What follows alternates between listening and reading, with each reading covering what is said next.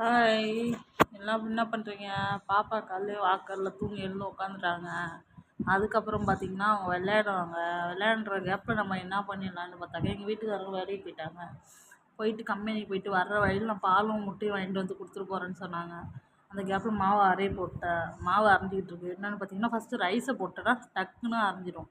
அந்த சைடில் உளுந்து ஊறிக்கிட்டு இருக்கு பாருங்கள். அப்புறம் கிடுகிடுன்னு அரிசி ரொம்ப இந்த கிரைண்டரில் வந்து சட்டுன்னு அரைஞ்சிரும். நம்மளுக்கு எந்த ஒரு பிரச்சனையும் கிடையாது. டக்குன்னு அரைச்சோமா அல்லோமான்னு முடிஞ்சிடும் வேலை. அது மாதிரி என்ன பண்ணிட்டேன், அரைக்க போட்டேன், அரைஞ்சிட்ருக்கு. எங்கள் வீட்டுக்காரங்க வந்து காலைல டீ போட்டு வச்சுட்டாங்க. அப்புறம் உளுந்து ஒரு சைடில் ஊறிக்கிட்டுருக்கு. நைட்டு வந்து என்ன சாப்பாடுன்னு பார்த்தீங்கன்னா சப்பாத்தியும் உருளைக்கிழங்கு கொண்டக்கடலை போட்டு சன்னா மசாலா மாதிரி வச்சேன். சூப்பராக இருந்துச்சு. பார்த்தேன் ஹோட்டல் ஸ்டைலில் அது கலர்ஃபுல்லாக இருக்குது பாருங்கள் பார்க்கவே. அது கொஞ்சம் பாக்கி இருந்தது. காலைல 2 சப்பாத்தி இருந்துச்சா, அதை எங்கள் வீட்டுக்காரங்க சாப்பிட்டுட்டு கொஞ்சம் குருமா ஊற்றி சாப்பிட்டுட்டு வச்சுட்டு போயிருக்காங்க.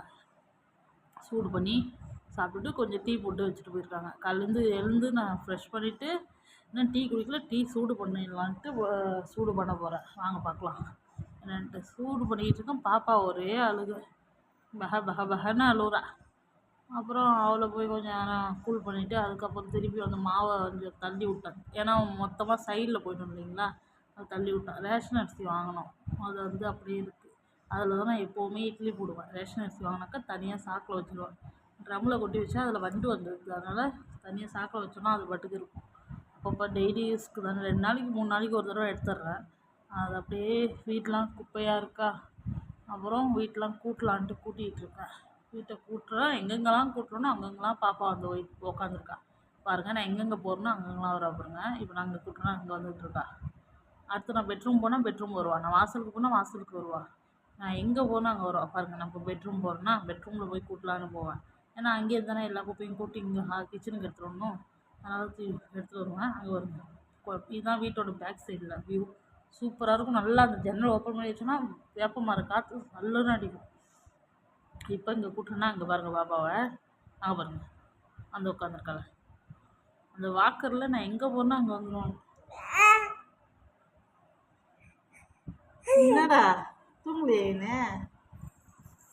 இங்கே பாருங்க. நான் இப்போ வந்து இவங்க தூங்குறாங்கன்னு நினச்சிட்டு நான் பார்த்து படுத்துருந்தேன். இவங்க தூங்காமல் நான் வாய்ஸ் கொடுக்கணும், அதை பார்த்துக்கிட்டு இருக்காங்க. நீங்கள் கொடுங்க. எல்லாம் சாப்பிட்டீங்களான்னு கேளு. என்ன சாப்பிட்டீங்கன்னு கேளு. அப்புறம் வீட்டு வேலையெல்லாம் முடிச்சிடலாம். பாப்பா விளையாடுறப்பயே அல்லது ஒரு 2 மணி நேரம் தான் டைமு. அதுக்கப்புறம் பார்த்திங்கன்னா அவள் அழுக ஆரம்பிச்சிருவா.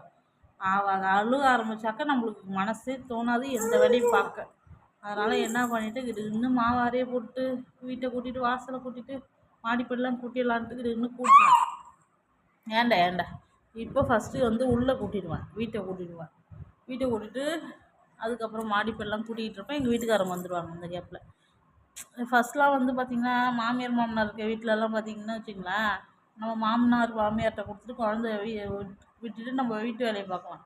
ஆனால் நமக்கு தான் யாரும் இல்லை. நம்ம மாமியார் மாமனார் யாருன்னு பார்த்திங்கன்னா நம்ம வாக்கர் தான் நம்ம மாமியார் மாமனார். அது மாதிரி வாக்கர்கிட்ட கொடுத்துட்டு வாக்கரில் உட்கார வச்சோன்னா அவங்க மட்டும் உட்காந்துருப்பாங்க 2 மணி நேரம் 3 மணி நேரம். அந்த கேப்பில் எல்லா வேலையும் நம்ம பார்த்துடலாம். இப்போ அரிசி வந்து லைட்டாக தான், அதாவது அதிகமாக ஒரே லோட்டாக போட்டதுனால ரொம்ப கெட்டியாக இருந்துச்சு. அதனால் கொஞ்சம் தண்ணி நிறையா ஊற்றி அரைய விட்ருங்க. அப்புறம் பக்கெட்டில் தான் எப்போவும் நான் அரைச்சி வைப்பேன். நீங்களும் உங்களுக்கு ஆல்ரெடி நான் வீடியோ போட்டிருப்பேன். நீங்களும் அது மாதிரி ட்ரை பண்ணி பாருங்கள். பக்கெட்டில் வச்சிங்கன்னா சூப்பராக இருக்கும். மாவு கெட்டு போகாது, புளிக்காது, நல்லாயிருக்கும். செம்படத்தில் வச்சிங்கன்னா வச்சுக்கோங்க வலிஞ்சு கீழே ஊற்றிடும். ஃபுல் பண்ணிச்சா டீ சூடாகிட்டு இருக்கு. என்னன்னு தெரியும், இந்த ஆவின் பாலில் டீ போட்டோம்னா அந்தளவுக்கு நல்லா இருக்க மாட்டேங்குது, டேஸ்ட்டாகவே இருக்க மாட்டேங்குது. அப்புறம் வீட்டில் பாருங்கள், வீடு கூட்டியாச்சு. இங்கெல்லாம் கூட்டியாச்சு, வெளிலலாம் கூட்டிட்டேன், இங்கே கூட்டணும். இப்போ பாப்பா என்ன பண்ணாங்கன்னா அவளே சப்போர்ட் இல்லாமல் நிற்க ஆரம்பிச்சிட்டான். இப்போ யாரோட சப்போர்ட்டும் இல்லாமல் நிற்க ஆரம்பிச்சிட்டான் நம்மளை பிடிச்சிக்கிட்டு. அப்புறம் வந்து கிச்சனில் டீ ஆறிச்சா டீ அதை சூடு பண்ணிட்டேன். இப்போ என்ன பண்ண போகிறேன்னு பார்த்தீங்கன்னா ஜீனி போட்டு ஆற்றிட்டு இருக்கேன். கொஞ்சம் குடிக்கலாம், மாவு அரைஞ்ச கேப்லேயே குடிச்சிடலாம், அல்லது நம்மளுக்கு குடிக்க டைம் இருக்காது அப்படின்ட்டு. அடுப்புலாம் பாருங்கள் எல்லாம் ஊற்றி வீணாக போயிடுது. கழுவணும் 2 நாளைக்கு ஒரு தடவை கழுவுனாலும் வீணாக போயிடுது. இப்படி ஏதாவது ஊற்றிடுது. அதுவும் நான் பண்ணுற மிஸ்டேக் தான். எங்கள் வீட்டுக்காரங்க பண்ணாங்கன்னா கரெக்டாக பண்ணுறாங்க. நான் பண்ணணும்னு செய்யுங்க அடுப்பு ஃபுல்லாக ஊற்றிடுது. ஏதாவது குக்கருக்கு இது வச்சோன்னா, பானை இது வச்சோன்னா, டீ குடிக்கிறப்ப தான். ஒரு சைடில் டீ, ஒரு சைடில் பாப்பா, ஒரு சைடில் வந்து பார்த்திங்கன்னா மாவு அரைஞ்சிட்ருக்கு. 3த்தையும் ஒன்றாவே பார்த்துட்ருக்கேன் போது. ஃபஸ்ட்டு எப்போவுமே எழுந்த இடத்தையும் நான் டீ தான் குடிப்போம். உங்கள் ஊர்லாம் எப்படி என்ன குடிப்பீங்கன்னு சொல்லுங்கள். நாங்கள் எங்கள் ஊர் கிராமத்து சைட்லேயும் சரி இங்கேயும் சரி நாங்கள் எப்போவுமே டீ தான். காலையில் எழுந்தோமா கொஞ்சம் டீ குடித்தா சுறுசுறுப்பாக அடுத்த வேலையை பார்க்கலாங்க ஒரு மைண்ட் செட் எங்களுக்கு. உளுந்து பார்த்திங்கன்னா நைட்டே ஊற வச்சுட்டேன். தண்ணி இல்லாமல் அப்படியே எப்படி ஆகிடுச்சு பாருங்கள். அதுக்கப்புறம் தண்ணி ஊற்றி காலைல கொஞ்சம் நேரம் ஊற வச்சு அதுக்கப்புறம் அலசி வச்சேன். எப்போவுமே உளுந்து அரிசி அலசினீங்கன்னா 3 தடவை இது இல்லைங்க. எங்கள் வீட்டுக்காரங்க வந்தாங்க பாலும் முட்டையும் பாப்பாவுக்கு வாங்கிட்டு பாப்பாக்கிட்ட போயிட்டு ஒரே அழுக பாப்பா அவங்க போனதுக்கப்புறம். அப்புறம் என்ன பண்ணிட்டேன், அவங்கள வந்து பாப்பாவை வந்து உட்கார வச்சுட்டு அடுத்த வேலையை பார்த்துடலாம் அப்படின்ட்டு மாவு அள்ளிக்கிட்டு இருப்பேன். பாப்பா வாக்கரில் உட்கார வச்சுட்டேன். அவங்க போகிறப்ப அழுக, அதனால நான் என்ன பண்ணிட்டேன் வாக்கரில் உட்கார வச்சுட்டு வீட்டு வேலையை பார்த்தலான்ட்டு மாவு அள்ளிக்கிட்டு இருக்கேன். மாவு அள்ளி முடிச்சுட்டு கிரைண்டர் எப்போவும் மாவு அள்ளுறப்ப நீங்கள் இது மாதிரி கிரைண்டர் யூஸ் பண்ணிங்கன்னா ஆஃப் பண்ணிட்டாலுங்க, அல்லது ஃபுல்லாக ரொட்டேஷன் ஆகி அப்படியே செவுருலாம் ஒட்டிடும். எனக்கு அப்படி தான் ஆனிச்சு. என்னோடய இது நான் சொல்கிறேன் உங்களுக்கு, நீங்களும் என் மிஸ்டேக் பண்ணிக்காங்க.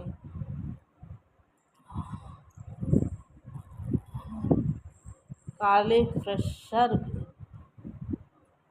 நமக்குன்னு வேலை யாரும் இல்லைல்ல, நம்ம தானே பார்த்துக்கணும் நம்ம வேலையை. யாராவது சப்போர்ட் இருந்தால் கொஞ்சம் நல்லாயிருக்கும். யார் சப்போர்ட்டும் இல்லை. குழந்த பார்த்துக்கினாங்கன்னா போதும். வீட்டில் யாராவது அம்மா மாமியார் மாமனார், நமக்கு தான் மாமியார் மாமனாரும் இல்லை. நம்ம தானே குழந்தைய பார்த்துக்கணும். பாப்பா இப்போ ரொம்ப வந்து இப்போ வளர தான் ரொம்ப கஷ்டமாக இருக்குது எங்களுக்கு. எனக்கு ஏன்னா எங்கள் வீட்டுக்காரங்களுக்கு காலைல போயிட்டு நைட்டு தான் வருவாங்க, அவங்களுக்கு தெரியாது. நான் தானே பொழுது வரைக்கும் பார்த்துக்கிறேன். எனக்கு தான் கஷ்டமாக இருக்குது. ஏன்னா தூங்கிட்டேன்னா எனக்கு கஷ்டம் தெரியாது. நம்ம சொல்கிற பேச்சு கேட்க மாட்டேறா, அழுகிற ஆரம்பிச்சிட்றா இப்போலாம் ஏதாவது ஒன்று சொன்னோன்னா. அதனால மனசு ஒரு மாதிரியாக இருக்குது.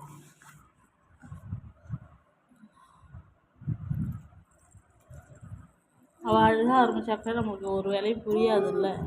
அது மாதிரி தான் போயிட்டுருக்கு எனக்கு. அப்புறம் உளுந்து அரைக்க போட்டேன். அரிசி அள்ளிட்டேன், உளுந்து அரைக்க போட்டேன். உளுந்து அரைக்க போடுறப்போ என்ன பண்ணணும், உளுந்து ஃபஸ்ட்டு எப்போவும் என்ன பண்ணுறீங்கன்னா தண்ணி தெளித்து விட்டாதீங்க. தண்ணி அதிகமாக ஊற்றுனீங்கன்னா அது டக்குன்னு அரையாது. அதனால் தண்ணி தெளித்து விட்டு அரைச்சிங்கன்னா சூப்பராக இருக்கும். லைட்டாக தெளிக்கணும், அதிகமாக தெளிக்கக்கூடாது. அது பாட்டுக்கு ஃபஸ்ட்டு நல்லா அரைய விட்டு அதுக்கப்புறம் கொஞ்சம் கொஞ்சமாக தண்ணி தெளிக்கணும். அது மாதிரி யூஸ் பண்ணி பாருங்கள், நல்லாயிருக்கும். மாவு நல்லா வாரிக்காணும், நல்லா இது மாதிரி கெட்டியாக அரைய விட்டு லாஸ்ட்டில் கொஞ்சம் கொஞ்சமாக தண்ணி தெளிக்கணும். அப்புறம் கை ஒரு சைடில் கழுவிடலான்ட்டு கழுவினேன். மாவு கை அந்த தண்ணியை தான் யூஸ் பண்ணிக்குது. ஏன்னா மாவு தானே ஃபுல்லாக அள்ளி அப்படியே கையை விட்டுக்கிறேன். எப்போவும் வந்து மாவு அரைச்சிங்கன்னா கையை அடிக்கடி கழுவிட்டே இருந்துங்க. காலையிலே ஃபேஸு பாருங்கள் எப்படி க்ளோவாக இருக்கா. காலையில் எழுந்த இடத்து ஃபேஸ் வாஷ் பண்ணியாச்சு, ப்ரஷ் பண்ணியாச்சு, நல்லா டீ குடிச்சாச்சு, சுறுசுறுப்பாக இருக்குது பாருங்கள், ஃப்ரெஷ்ஷாக இருக்குது பாருங்கள். என்னோட வீடியோ பிடிச்சா லைக் பண்ணி சப்ஸ்கிரைப் பண்ணி